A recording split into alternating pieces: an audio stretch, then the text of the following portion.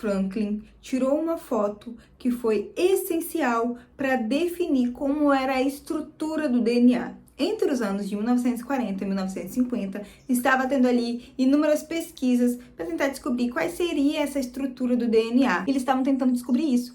Dois pesquisadores chamados Watson e Crick já estavam ali, na saga de descobrir e já tinham muitas informações. Só que ele precisava de algo ali para confirmar como era a estrutura do DNA.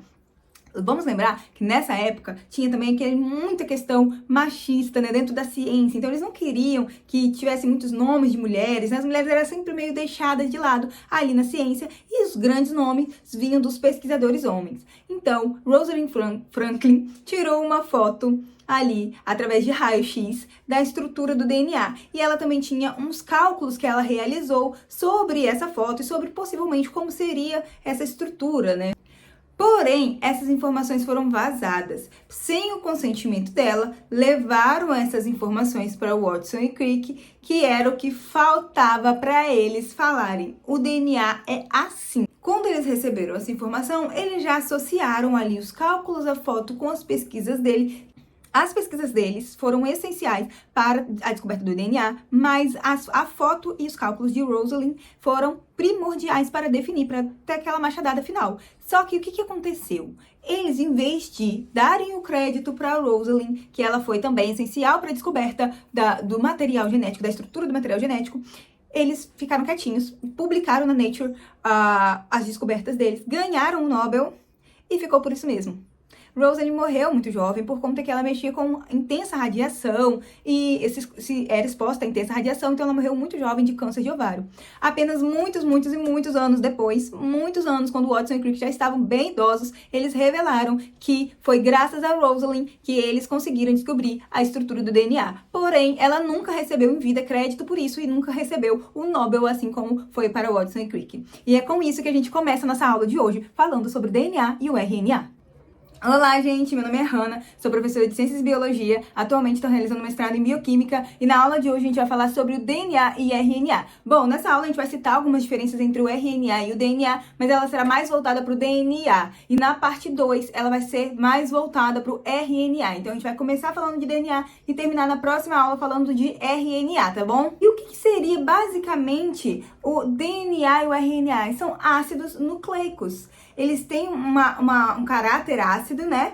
E eles foram descobertos ali dentro do núcleo da célula, primeiramente, no caso do DNA. Todo organismo vivo tem ou DNA ou RNA, tá? Até mesmo os vírus, eles têm ali ou uma molécula de RNA, uma molécula de DNA, em raros casos os dois, tá? Mas assim, as células procariontes, as células eucariontes, animal, vegetal, todo mundo tem RNA e DNA. Tá? Eles são extremamente importantes porque o DNA, presta atenção, o DNA, ele armazena as nossas informações. Então, cor do olho, cor do cabelo, formato do rosto, se a boca grossa, você vai ter a boca fina, se você vai ter um pé grande, se você vai ter o pé pequeno, se você vai ser alto, se você vai ser baixo. A few moments later. Se você vai ser albino, se o seu cabelo vai ser cacheado, se o seu cabelo vai ser liso. Enfim, gente, tudo é determinado pelo nosso material genético. Ele armazena as informações. O DNA, ele armazena inúmeras informações, inúmeras características. Ele vai determinar inúmeros fatores do nosso organismo. Então, a gente sabe ali que a função do DNA é armazenar informação genética. Ele armazena as informações do nosso organismo. E o RNA, ele faz o quê? Ele vai ali, lê as informações daquele DNA, traduz aquelas informações, leva pra gente sintetizar proteínas, enzimas, tá? Então, a gente tem o DNA e a gente tem ali, vamos focar basicamente nos três principais tipos de RNA, que é o RNA mensageiro, o RNA ribossômico e o RNA transportador, tá? Na aula de RNA, a gente vai focar mais ali nas funções de cada um e o que cada um tá fazendo. Mas, basicamente, o DNA, ele armazena nossas informações genéticas e o RNA, ele vai ali traduzir essas informações, né? Ele vai ali transmitir essas informações e, posteriormente, lá na síntese proteica, elas vão ser traduzidas em proteínas, enzimas. Tudo bem? O DNA, ele se chama ácido desoxirribonucleico. E o RNA, ele se chama ácido ribonucleico. Eu vou deixar aqui umas imagens pra gente poder falar sobre a estrutura desse ácido nucleico, tá? Lembrando, eu vou chegar pra cá, eu vou diminuir aqui no cantinho, e aí a gente vai trabalhar olhando as imagens, porque aí fica muito mais didático de entender. Vamos, gente, eu vou olhar pra cá porque a imagem tá aqui, mas pra vocês vai aparecer aqui, tá? Então eu vou olhando ali pra poder saber do que eu tô falando e ela vai aparecer aqui pra vocês. Então vamos lá. A gente tem aqui, olha, demos um zoom, vamos pegar a molécula de DNA, vamos dar um zoom para ver a estrutura dela. Quando a gente dá esse zoom, a gente vê que ela é formada ali por subunidades. A gente tem aqui um fosfato, a gente tem aqui uma pentose, que é um açúcar, a gente tem aqui a base nitrogenada. Vocês já devem ter ouvido falar de ATCG, adenina, timina, guanina, citosina. Essas são as bases nitrogenadas. Então, aqui a gente está vendo uma subunidade do DNA, e a gente está vendo aqui o fosfato, a pentose e a base nitrogenada. E aí ele é formado por várias subunidades dessas, não é uma só não, tá, gente? É uma embaixo da outra, uma embaixo da outra, uma embaixo da outra, que vai formar ali a molécula de DNA ou de RNA. A molécula de DNA e de RNA tem algumas diferenças. Vamos olhar aqui nessa estrutura que eu tô mostrando para vocês. Tá vendo a pentose que eu falei que é um açúcar? Então, tanto o DNA quanto o RNA vão ter essa pentose, vão ter esse açúcar, só que eles vão ter uma diferençazinha. O DNA, ele vai ter um oxigênio a menos aqui. Vocês conseguem ver que o RNA tem os dois OH e o DNA não. Então, o DNA, ele vai ter uma desoxirribose. De perder ele mesmo um oxigênio. Então, ele vai ter uma desoxirribose e o RNA vai ter uma ribose. Então, essa é a primeira diferença do DNA para o RNA. Quando a gente olha a estrutura, os dois têm fosfato, pentose e base nitrogenada. Só que o DNA, ele vai ter uma desoxirribose e o DNA vai ter uma ribose. Beleza? A segunda diferença tá aqui nessa parte da base nitrogenada. Lembra que eu falei que a base nitrogenada é o ATCG? Então, o DNA e o RNA vão ter, mais uma vez, gente, fosfato, pentose, base nitrogenada. O DNA vai ter as seguintes bases nitrogenadas: adenina, timina, guanina e citosina. O RNA, ele vai ter uma basezinha diferente do DNA. Ele vai ter a adenina, a uracila. Então, no lugar da timina, que no DNA vai ser timina, o RNA vai ter uracila, uma citosina e uma guanina.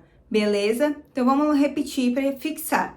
O DNA vai ter adenina, timina, citosina e guanina. E o RNA vai ter adenina, uracila, citosina e guanina. Beleza? Então, a gente viu ali duas principais diferenças. Vamos aproveitar que a gente está falando das diferenças e vamos falar mais uma? O DNA ele é formado por uma dupla hélice. Olha, uma dupla hélice. Elas têm ali ligações de hidrogênio entre as bases nitrogenadas e ele forma uma dupla hélice. O RNA não. Ele tem apenas uma fita, tá bom? O RNA, ele tem uma fita só. O DNA tem duas fitas que se enrolam e a gente chama de dupla hélice. O RNA, uma fita só. E essas bases nitrogenadas que eu falei com vocês, elas são classificadas de acordo ali com a sua estrutura. Então, a gente tem bases que tem 2 anéis, tá? Então, vou mostrar aqui pra vocês. Elas têm 2 anéis e as que têm 1 anel. As que têm 2 anéis, a gente vai chamar de purinas. As que têm 1 anel, a gente vai chamar de pirimidinas. Então, a gente tem bases nitrogenadas que são purinas e a gente tem bases nitrogenadas que são pirimidinas, por conta da sua estrutura, tá bom? Quais serão as purinas? Adeninas e guaninas. Então, o resto é pirimidina. Então, timina, uracila e citosina é pirimidina, fechou? Então, agora que a gente já sabe quais são as bases purinas e as pirimidinas, a gente vai entender como ocorre a ligação entre elas. As bases nitrogenadas ali no DNA, naquela dupla fita, elas precisam se ligar, elas se ligam ali através de pontes de hidrogênio. Só que a base, ela não liga com qualquer uma, tipo, vou ligar ali com qualquer uma que tá ali. Não, elas se ligam com bases específicas. A adenina, no DNA, ela se liga com a timina. A citosina com a guanina. Então, é sempre A com T, C com G. A com T, C com G. Eu sempre faço assim para nunca esquecer. Pronto, você não esquece mais. Agora, a gente tem o caso do RNA. Então, em vez de ser timina, vai ser uracila, tá? Então, no caso da fita do RNA, ela vai ser adenina, uracila, citosina, guanina. Adenina, uracila, citosina, guanina. Só muda o Tzinho ali, tá bom? E por conta dessa forma de que as bases, elas se ligam com bases específicas, a gente tem ali o que a gente chama de relação de Chargaff. Pois essa relação, ela nos diz a proporção de bases nitrogenadas dentro do material genético. E ele tem um cálculo para isso. A gente consegue entender ela usando uma lógica. Se a gente tem no material genético, eu vou fazer aqui um exemplo. 10% de adenina, quantos por cento de timina a gente vai ter? 10%. Porque a adenina, ela se liga à timina. Se não tem nenhum tipo de erro ali acontecendo naquele material genético, vai ter 10% de timina. Porque é A com T e C com G. Então, se a gente tem 10% de adenina e 10% de timina, a gente vai ter 20% de adenina e timina. O total de bases ali é quanto? 100%. Então, 100% menos 20% vai sobrar 80% de citosina e guanina. Só que a gente tem quanto de citosina e quanto de guanina? Metade, 50%. Tá? Então, metade de 80 é 40. Então, enquanto a gente tem 10 aqui, a gente tem 40 aqui, 40 aqui. É um proporcional, tá bom? Continuando nas bases que eu tava falando com vocês, que elas ali na fita de DNA, elas se ligam através de pontes de hidrogênio. Então, a gente tem ali as bases nitrogenadas se conectando, se ligando, fazendo uma interação de pontes de hidrogênio, tá bom? E a citosina com a guanina, olha, a citosina com a guanina, ela realiza ali 3 pontes de hidrogênio, tá? Então, a citosina com a guanina, elas realizam ali 3 pontes de hidrogênio, tem 3 interações, né? A adenina com a timina são 2 interações, são 2 pontes de hidrogênio. Só que não são só pontes de hidrogênios que acontecem aqui na molécula de DNA. Vamos olhar aqui esse ácido nucleico. Aqui onde a gente tem os nucleotídeos, tá vendo os nucleotídeos? Que eu falei que são várias subunidades de nucleotídeos, né? Lembra? Fosfato, pentose e as bases nitrogenadas. Esses nucleotídeos, eles também precisam interagir entre si. E a interação que ocorre entre eles a gente chama de interação de fosfodiéster, tá bom? A gente tem aí basicamente dois tipos de interação, pontes de hidrogênio e fosfodiéster, pontes de hidrogênio entre as bases nitrogenadas.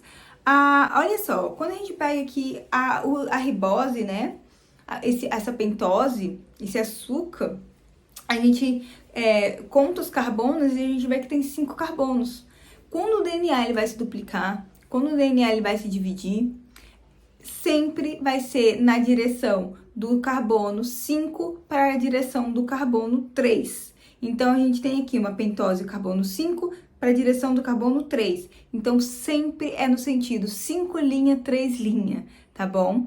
E até mesmo o RNA, fazendo ali a leitura da fita do DNA, ali para ele transmitir aquelas informações, sempre vai ser no sentido 5 linha, 3 linha. A gente brinca na biologia que 5 linha, 3 linha é o sentido da vida. Então, quando eles perguntam qual é o sentido da vida, é o 5 linha, 3 linhas. Vocês podem pesquisar aí no Google, assim, a tatuagem sentido da vida, 5 linha, 3 linhas. Vocês vão ver que tem gente que até tatuou isso, porque é uma brincadeira, que é o sentido que o DNA vai ser ali replicado. Outro ponto sobre a duplicação do DNA. Então, quando o DNA ele vai se duplicar, a célula vai sofrer uma mitose.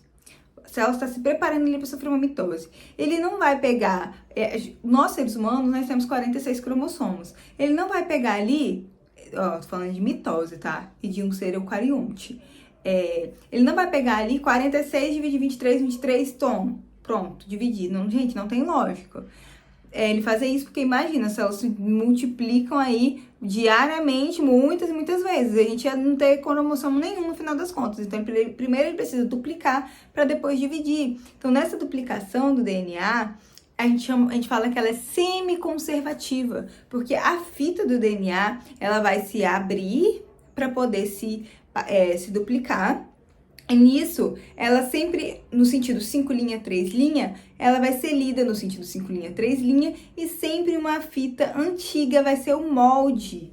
Então, a gente pega uma fita, ó, abriu o DNA, a fita antiga vai ser o molde, a fita nova está sendo construída, e aí a gente formou uma nova fita com uma fita antiga e uma fita nova. Por isso ela é semi-conservativa, porque ela conserva uma parte da fita antiga. Então, quando essa aqui fosse dividir de novo, ela vai abrir, vai ter uma fita, vai pegar a fita antiga e a partir da fita antiga vai sintetizar uma nova, tá bom? É claro que esse processo da duplicação do DNA, a gente tem ali a ação da helicase, DNA polimerase, é um processo mais aprofundado que eu posso realizar até uma aula falando de forma mais aprofundada.